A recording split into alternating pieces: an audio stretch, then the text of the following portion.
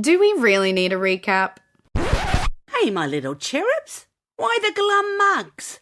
We have to live like Eskimos for a few days. No, the Amish Maggie. Neither of them have electricity, Si. No sleep, night manoeuvres, 12 angry women, no appliances, and a cold shower. Please don't tell me I'm moving out. Relax, Simon, no. But we will be having imminent visits from potentially an owner, or an agent, or a tradesman, or all three, so we do need to keep up appearances, unfortunately. I don't get any particular vibe from his room. He certainly keeps it tidy. There's nothing out of place. It's a little anal, don't you think? I reckon he's a lot anal. Nice cologne, though. What are we doing, Mikey? Trying to unwrap the sexual conundrum that is William. I still don't know where to sleep for the next few days. You take my bed, Simon. I won't need the bedroom any longer. I don't understand when I fit in.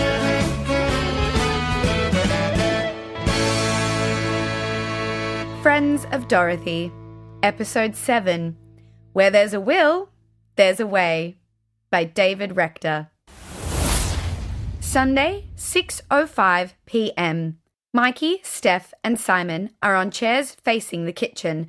William stands at the counter in front of each. Now, I'm not the sharpest pencil in the case, but are you leaving, William? Okay, so I've been thinking. That sentence never ends well. Especially when I say it. What? I know I'm no Albert Edison. Nor Thomas Einstein. Go on, William. Come on, let's face it. This isn't working. I've been the recipient of that line too. Hey, I'm the one on trial here. Sigh. Dramatic much? I promised I would move out if the arrangement was a no-goer. No one's moving out. Are they? Not today, but really, 3 bedrooms, 4 people, it's just not viable. But it hasn't even been a couple of months yet. What's not working? Really? A meeting of Steph's women's advocacy group. Cynthia bursts into the lounge from the hallway. There's a tranny in your toilet, Steph! So sorry. Simon, dressed as Ginger Grant from Gilligan's Island, hastily exits the bathroom. Sorry. Cynthia squeezes past him. Then Mikey bursting through the front door with a mail. I'm dying to show you my 12 inches. Oh, what? The meeting stops and all stare at him and his date. Steph! What? My record collection? Oh, I wish. William tries to sneak in with another guy whilst the group is milling. He is unsuccessful. Steph! There's a pair of blokes infiltrating our meeting! The group of women listen to various sounds of mirth and mischief coming from Mikey and his date. Ew. Oh, don't tease that. Ew. Wow. Steph! Steph face palms. Simon hurries across the room past the collection of guests. His appearance causes quite the hubbub. So sorry. Steph! Sorry. So sorry. Then Viv, in the kitchen, calls out. Now, what would you ladies like to drink? What? Who's she? Steph! Back to the kitchen, Sunday evening. In defence of Viv, she's not the problem. No, but she doesn't help. Actually, she does. A lot. I'm sorry. I had to get changed somewhere. That's my point. Or one of them. Simon, you need a dedicated room of your own. You all do. I forgot you had the sisterhood here. Really? I announced it every day for a week. I left copious post-it notes. I set up 8 chairs. Would you have had me skywrite it too? And Simon, from the bathroom, you entered my room without invitation. I couldn't hear any noise. I assumed you were out. I do apologise to you, William. And I did so to your gentleman caller as well. Hello? The what now? Ian. He was a very nice guy. What were they doing? Minding their own business, pal. Funny business? Monkey business? Mikey, enough. At least they were quiet. I just think Simon is a better fit for the household. That's all. What are you saying, William? Gee, even I got that one, Steph. For tonight, and until the electricity is sorted, I'll use the cubicle. Harder to be quiet in that thing. And Simon, with your nightmares, we will all sleep better if you are not cooped up. I'll start looking for something else this week. But I can't afford 1/3 of the rent. Why is that not possible? You work 50 hours a week. How expensive can sequins be? It's cool. I'll keep paying until I leave. Simon leaps up, Thank you, William. planting a kiss on his cheek. Mwah. Mikey looks suitably put out. Steph, why was Viv at your meeting? That's your takeaway from this conversation? Monday morning, 8 a.m. Mikey is already partaking in breakfast. Simon is making himself some fruit and yogurt. Steph arrives wearing a sloppy joe as well as a thick cardigan and overalls. Expecting a blizzard today, are we? Steph moves past him to get a bowl and makes a face. Nice fragrance. How long were you marinating in it? Good morning, Steph. What's so good about it? After just 3 weeks with losing a flatmate, a full-paying, sturdy and quiet member of the household. Oh, come now, droopy drawers. Well, they are. Hoist your overalls up. Storm in a tea bag. Where there's a will, there will always be a way, Steph. We need to have hope and belief. Sorry, boys. No banal banter or platitudes. Okay, so my dream this morning will shine the light that we need to solve our problem. Oh, not before I've had breakfast, please. So who is in your latest extravaganza? The entire cast of Gilligan's Island. Oh, good lord. Really? What a random insert. Not at all. Gilligan is a regular special guest star in Si's Dream Life. But it was such a daft concept. All those characters who washed up on that deserted island, yet the castaways were never rescued. You wouldn't have a show if they were. And how they made all those gadgets, I mean... They were inventive. My favourite was Mrs. Howell. Lovey. She was great camp value. I thought the professor was nice, but Gilligan had those big, soulful eyes. I quite fancied Marianne. Cute as a button. Ah, so you did like it. No, I watched it. It was replayed ad nauseum. My dream? Sorry, Si. I'm on the edge of my seat. Which is ill-advised as I fell off a stool last week. Lucky no one else was home. I'm a silly. So I relived the classic episode where Gilligan blunders too many times and feels so bad he goes to the other side of the island. Didn't that happen every week? The rest of the castaways then went out of their way to make him feel valued and wanted. The skipper, more than anyone, was cut up that his little buddy felt so unloved and lost. That's very sweet, and I am as surprised as anyone to ask this. But what is the nexus between Gilligan and our William? This should be good. Psychodrama. Gilligan was the heart and soul of the castaways. Sure, he was a bit dim, but he helped all of them, and he was a good guy. So William is our heart and soul? Not dim, though. We already have our own Gilligan, and it's not him. Hint, hint. What? True, but he is essential. And there's more to William than meets the eye. I knew it. He is a surprise package. Or has one. Steph has seen it, haven't you? What do you mean by that? He is well proportioned. Down below. Not you, little buddy. I was asking Simon. William is not as confident as he presents. I get quite the conflicted vibration from his energetic field. On the surface, he's smooth and still. But within, I perceive he is deeply uncomfortable, hiding primal fears and insecurities. You've been feeling about in his field? I feel a lot of things, Mikey. Oh, for your luck, Si. So he's like a duck? Calm above water, but below paddling vigorously? You see it, Mikey? I'm still picturing his smooth surface. He does have a face like a baby's bottom. I just love to slap it. His bottom, not his face. I'm a lover, not a fighter. Perhaps that's why he's leaving.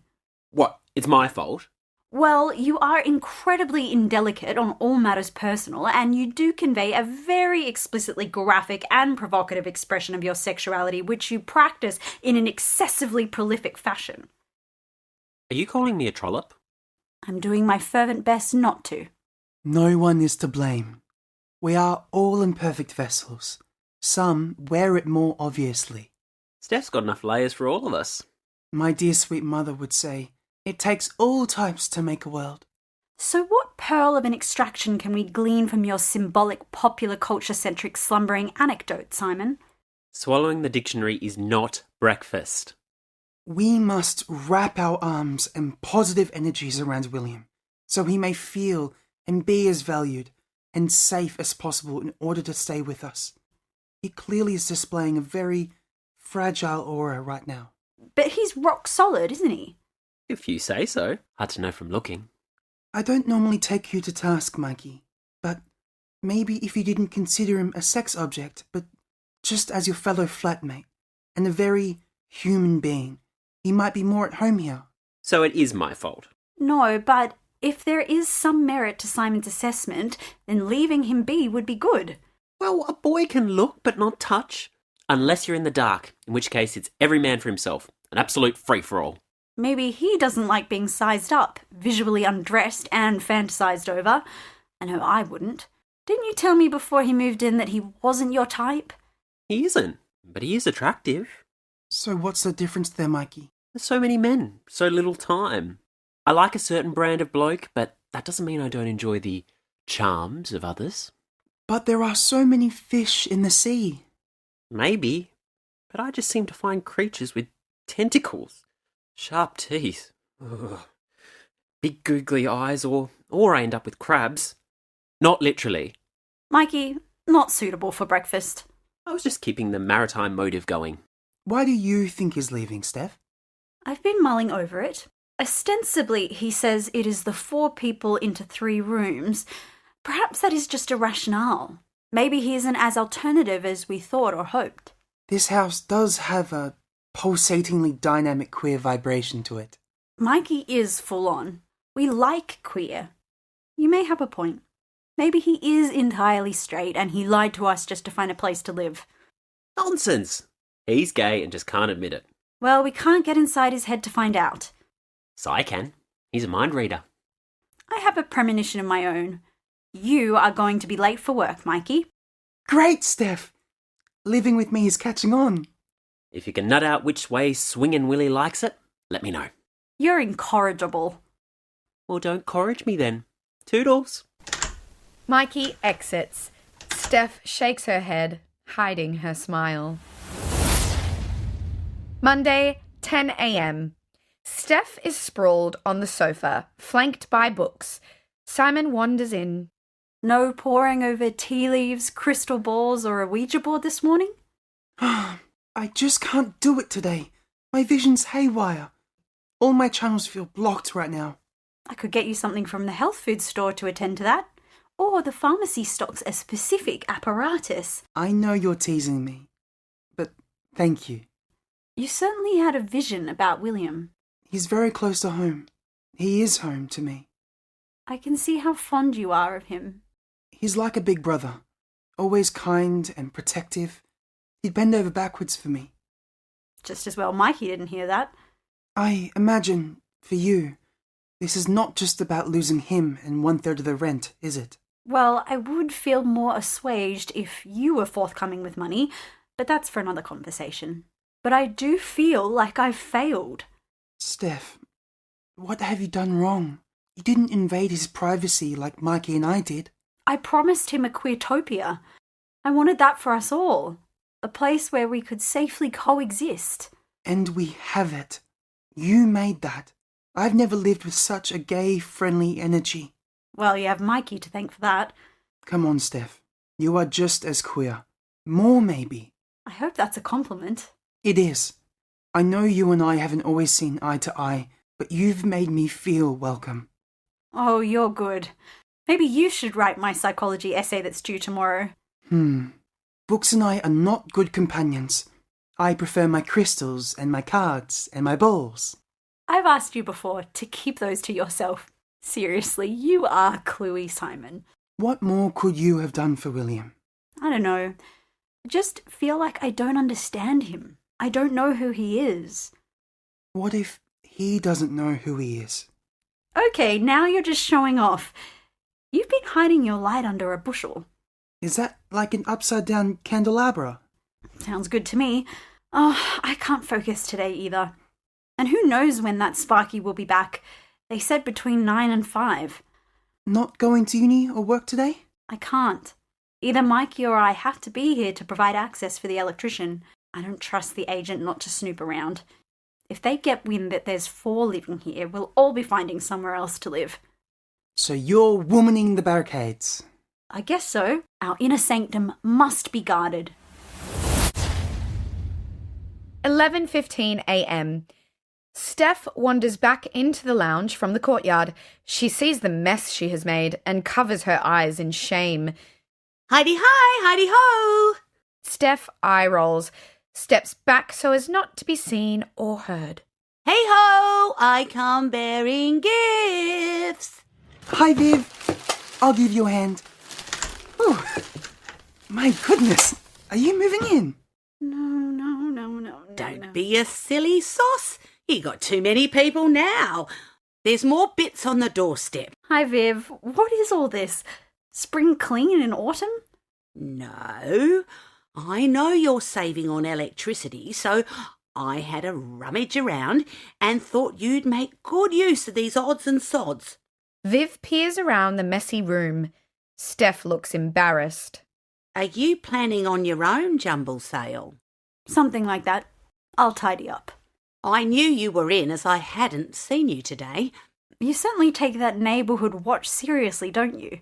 But you really shouldn't have gone to so much trouble for us. Oh, no trouble, ducks. They're just handy household helpers. Here's a dustbuster, battery operated, so you can whiz about the place and, clean up. It's brand new, hasn't busted any dust. I have an industrial strength vacuum cleaner to de-blob my house. Simon tries to stifle his smile. Steph looks unsettled. Here's a brush and pan and a broom. The blob wouldn't know what to do with it. He certainly never swept me off my feet. Viv hands them to the now hapless Steph. Now, here's a clothes horse. Oh, is that what it is? While it isn't huge, it will fit in the courtyard for airing, and you can dangle your smalls on there. Now, you can never have enough torches, candles and lanterns. Most of these were courtesy of Mama Blob. I reckon she thinks we live in a barn. Her son is certainly a battery short of a flashlight. Sorry for asking, but why did you marry him? Because he asked me. I didn't have anything better to do at the time. Steph and Simon are struck silent. So, still waiting on the tradesman? Yes, we're in their hands. It's going to be tricky for one of us to always be home to protect our safe haven. I'm ready, willing and able to help, dolls. You are just so lovely, Viv. You know, I haven't been told that since 1961. You are a card. We thank you for all of these thoughtful items. And that is a kind offer to come and babysit the house. But you're here more than you are in yours. I hope the blob doesn't mind all your visits. At home, he just needs 3 things. A bed, the armchair and the toot. Throw him some grub every now and again and he's a happy chappy, more or less. Which reminds me, here's an extra shepherd's pie for dinner. Simon and Viv move into the kitchen. I can only hope she left out the shepherd. Steph's bedroom, mid-afternoon. Steph is surrounded on her bed by books and pads of paper. She has fallen asleep. Steph jolts awake. Come in, Simon. Your psychic powers are really coming along. You're the only one home. I guess. But it could be in the tradie. That would have been progress. What's up? The agent called. They'll be here in an hour. Wonders never cease. But that will mean just a 30-minute visit, then they'll decamp. Is that code for something? Sadly not. They'll pack up and retreat. Can't see them working after 5. They'll have a look, order what's needed, and so on it drags. speaking of drag, I will need to get ready later for tonight's show. Will that be okay? Well, you've got your own room now. You can become whomever you like in there. Oh, with all the shuffling about, I forgot that. So who are you going to be tonight? Ginger Grant is working well for me. Ah, from Gilligan's Island. A theme today. Spooky. So, Ginger is a very feminine character. Did you like how I looked as her? Given you crashed my meeting, 8 women noticed that you hadn't shaved your legs, and the slit dress did give away that you have tackle. But other than that, I think you're heading in the right direction. But a packed lunch is not a good look for a woman. Oh, okay. Thanks so much. I'm working on it. Have you ever thought about making up your own character? An original? Wowee! A light bulb just flicked on. Several, in fact. And a bolt of lightning, too. Careful, we can't overload the electricals. What an idea! It never entered my head to create a woman. Oh, Lordy, I may have created a monster. No. Rest assured I will make her beautiful. Simon is seen entering the house with a basket of laundry, folded neatly. Steph hears him and gets up from the sofa. Oh, I thought you were the tradie. No, just back from Viv's. Wow, that was cool. Really? Cool? Tell me. Well, it's like a tale of 2 worlds in one house. Come on, out with it. What was so memorable? She lives in one half, the blob in the other. Weird. Her spare room is chockers. I mean, absolutely packed to the rafters with stuff. Their lounge has just a telly and a huge armchair. That's it. The blob must be a giant. Did you get a glimpse of him? No, he was long gone. The kitchen looks like something exploded in there. A complete mess. A bit like her cooking. Here's what was really spooky. Their entire house was a copy of ours, but in reverse. Ah, the mirror image. Yes, quite common in suburban streets, the duplicate design. Well, she handled our laundry lovingly, bless her. Do you still think she is a battered wife? I tried. Really, I did, to get a read on the aura in there, but my powers are vague today. Honestly, it was so bizarre. Her safe haven was just one room, and it was utter clutter. Oh, that rhymes. She must barricade herself in. It's like they live together. Alone. Look, there's a lot you can say about our household, but no one can say we don't live together. Perhaps we're in each other's orbit too much. Maybe we have crowded William out. I'm nervous to get ready. I don't want to run into a homophobic vibration. Not before work. They should have arrived by now. They've been delayed again.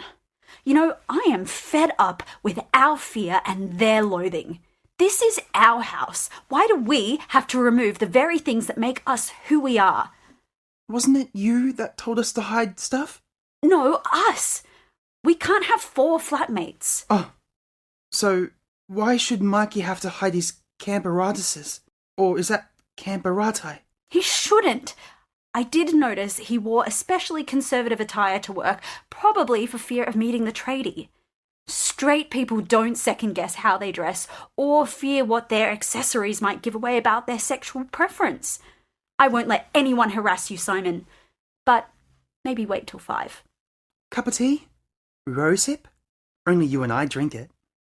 Who'd have thought tea would unite us? Herbals are very calming and cleansing. Will it give me the wisdom to find the right words for William to remain in our house? Ooh, once you're done, I'll read your tea leaves. No time for that. He'll be home soon. Could it be his job as to why he is leaving? Don't think so. But that said, we have no idea where he actually works. Could be ASIO, the CSIRO, or PNO for all we know. Ooh, more rhymes. Very odd. Yes. He doesn't say much, does he? What do you think is going on, Simon? You're asking me about William? Why, Steph? Well, 1, you're not Mikey. 2, you're close to William. And 3, you're not Mikey. All I know is what I'm picking up vibrationally, which is a conflicted energy. I'm going to cut to the chase. Is he bi? Your guess is as good as mine. He could be. I haven't come across too many lesbians that also sleep with men. Do you know gay guys who have sex with women? I mean, I'm not anti-bi. I think there's a line that goes from left to right. Straight is at one end, gay the other, and bi is anywhere or everywhere in between. Okay. So bisexuality could be capricious. Maybe. He says he is attracted to both, but that may be the cause of his inner wobble. Or what if he is straight or at the hetero end of that line and all our queerness is too much for him? But that's his problem, isn't it? Actually, it's ours if we lose him. I mean, being bi is fine in theory, but how does it work in practice? As you rightly pointed out, there are many grades of sexuality. He may have an equally proportioned amount of relationships with men and women. He may be attracted to both, just sleep with one gender or neither. William may have more than one relationship going at a time. He could be a serial monogamist and flip from one to another. Is he truthful with all of them? Could he be consumed by guilt? Simon looks at her, is about to speak when she continues. On the other hand, maybe Mikey has been right all along and William is in denial and is using the tag to hedge his bets. Or is he entirely heterosexual and is just posing as bi to get the room? But then why is he leaving? Oh, Lordy, I'm back where I started. Simon wants to speak, looks at her to see if there's more. Maybe it's the fear of his own exposure that has overtaken him with all the drama that has ensued these last few days. We've all been carrying on with our own concerns, but his are just as salient, are they not? But, on the other hand, if he is two-timing people, do I want to live with someone who does that? Steph, How would I feel if a girl I was dating was seeing a guy on the side? Infidelity is a nefarious act. What do you think, Simon? You've been very quiet. Simon nervously smiles, wondering if he should speak. would it be any worse if your girlfriend was seeing another woman? Great question. You don't say much, but when you do, it is golden. Yes, if I didn't know about the other person, a betrayal is still a betrayal, whoever it looks like. We don't know anything, Steph. Again, a truism. At the end of the day, I shouldn't care less who he sleeps with. He's a good flatmate, reliable, respectful. And if he is feeling tortured, irrespective of why, if he goes back into the closet or out of it, I can't have that on my conscience knowing I did nothing to intercept it or ameliorate the impact of his departure. That is a really heavily burdened energetic field around you, if I've ever sensed one. You are feeling a lot of feelings, Steph. Well, it's high stakes for the Queertopia. If we can't create a ground sheet of safety for him and for all of us, we'll have failed in our endeavour. Mikey cares about that too. So why don't you turn to him for help? You've heard his guff. He'd offer himself on a plate to William dressed in just a garnish of parsley. You're not threatened by Mikey. Why don't you just ask him? Oh, Mikey would find that terribly amusing. No, William. See what his real reason is. Oh, I don't know. We've had our differences. So have you and I, but we're talking. He respects you. He's told me so, many times. I think there's a bit of sophistry in your brand of psychology, Simon. I have no idea what you're talking about, Steph, but you know I'm right. The courtyard, 6 p.m. 4 garden chairs are assembled. Steph, Mikey, and Simon are seated. They have drinks. Simon is valiantly trying to sit with modesty, dressed as Ginger Grant. Mikey, wearing garishly revealing clothes. And Steph, watch on, amused. That is one tight frock, Si. Maybe your secret was to never sit down. Spot on. I don't think I ever saw Tina Louise seated, at least not without a table in front. This is nice, isn't it? We're finally using our courtyard. We should spend more time out here. It could hold a meeting of the sisterhood. It's doing that right now. Look at you both. I couldn't wait to get out of my Clark Kent get-up. So dorky. I prefer my leisure wear. Nobody wears cut-offs and singlets quite like you, Mikey. William enters the courtyard. He looks a little pensive. I thought you were going to shower and change. I did. I have. Much better now. Well, I feel mighty underdressed for din-dins. I'll make a sandwich before I'm picked up. Not feeling game to try Viv's shepherd's pie? No, this dress is valiantly holding on now. Good move, 99. I'll go inside and call you when the food is ready to eat. Knowing her cooking, that time might have already passed. It was a nice gesture, though. Well, let's see if we survive the night first. Mikey exits. Steph looks at William to try to read him. So, no progress today on the fuse front? No, despite assurances, no one showed up. I'm not sure what I'm going to do. I have to head into uni tomorrow to submit the assignment I have so far only penned the first sentence for. It will be an all-nighter for me for sure. Can Simon hold the fort? Would you leave the house in the hands of a psychic cross-dresser? Actually, we had quite good chats today. He was very nice company. He could regale the tradesmen with plenty of colourful tales and retelling of dreams. He's fond of you. We all are. Do you really need to move out? I wondered when we'd get to that. It's nothing personal, Steph. I just think it's for the best. 3 rooms, 3 flatmates. Simon needs the stability. I also think I'm the odd one out. Oh, I beg to differ. We're all oddities here. You know what I mean. No, I don't. But I want to. Genuinely. I appreciate that. Okay, here goes. This house needs you, William. I'm not predisposed to unadulterated emotion, but I fear it will collapse under the collective weight of the size of the characters who dwell within it, and not to forget the omnipotent contributions of our quirkily well-intentioned next-door neighbour. What does all that say about my role here? You're easy to live with, and you provide the energetic balance needed. Oh lordy, I'm veering into Simon territory. Whatever you are contending with, we will support you to sort it out, here, where you are safe to do so. We're all just trying to find our way. That's all very nice, Steph. Thank you, but... Give it a bit more time, please. I know the house will be better for your place in it, even if it is just that one corner. And I will turn Simon upside down to shake out all his coins. I know he can afford more than he pays. You should not have to shoulder it. It's fine. His life is shambolic. It's no skin off my nose. I just need some privacy. I will admit it won't be easy to have in that divider. Is that the deal breaker? No, I wouldn't have offered if I didn't think it would suit me. But for how long? The kitchen. Mikey is on a stool facing the lounge. Simon makes a sandwich. Do you think Steph can change his mind? What? Confess he's gay? Mikey, you don't know that. No. About moving. You're the body language boffin. What are your feelers feeling? He's very hard to read. He looks open to whatever she's saying to him. Watch his eyes. That's not where I'm looking. He's very still. He's unruffable. I think Viv's pie is hot enough now. I'm broiling all the icky stuff from it. Viv has arrived and hails Mikey from the screen door. I spy with my little eye something beginning with M. I'm sprung. Come in, Viv.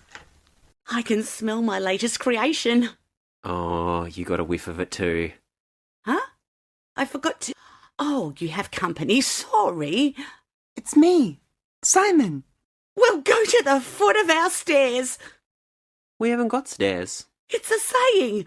My, you clam up so well. Thanks, Viv.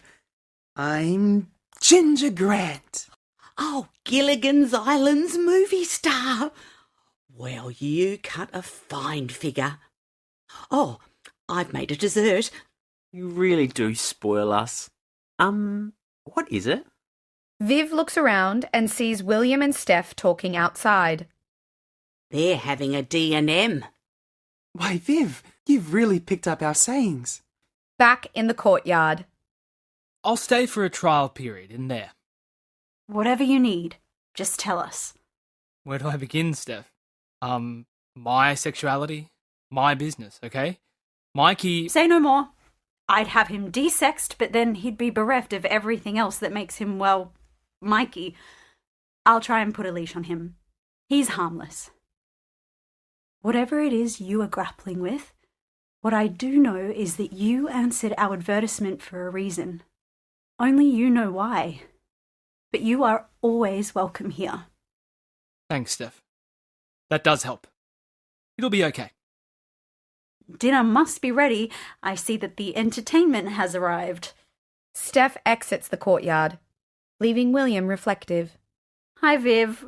We're about to tuck into your pie. Good-o. I've also made apple crumble. Oh, that's what it is. I couldn't identify it. Thank you for all your gifts and support today. And I have an announcement. Well, don't keep us in suspenders.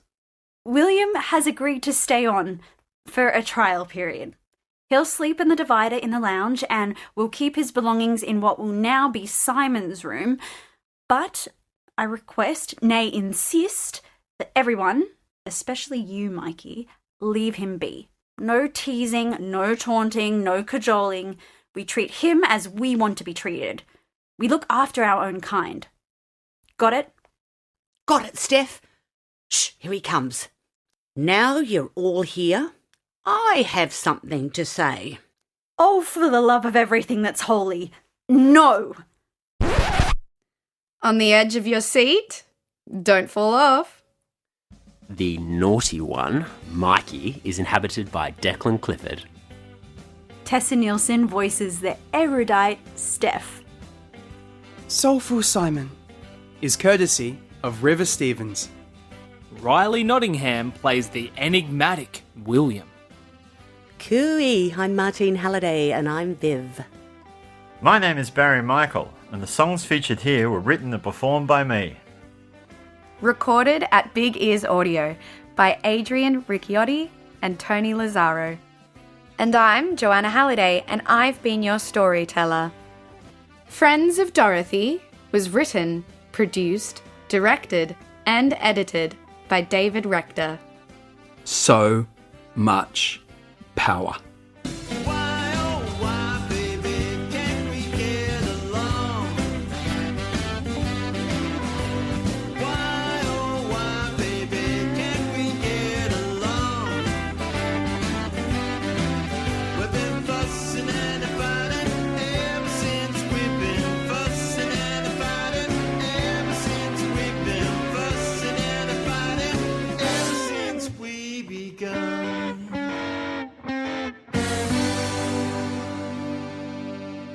Copyright 2024.